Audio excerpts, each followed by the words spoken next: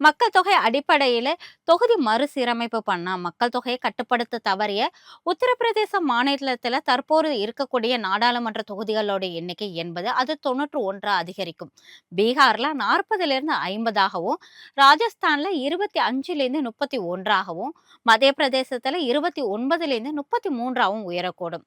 ஆனா குடும்ப கட்டுப்பாட்டு திட்டத்தை சிறப்பா செயல்படுத்தி மக்கள் தொகையை கட்டுக்குள்ள கொண்டு வந்த தமிழ்நாடு, கேரளா, ஆந்திரா போன்ற தென் மாநிலங்களுடைய எம்பிக்களின் எண்ணிக்கை இதை கணிசமா குறையும். இதை நடைமுறைப்படுத்தினா தென் மாநிலங்களோட பிரதிநிதித்துவங்கிறது மக்களவையில ரொம்ப ரொம்ப ரொம்ப ரொம்ப குறைந்த அளவே இருக்கும்.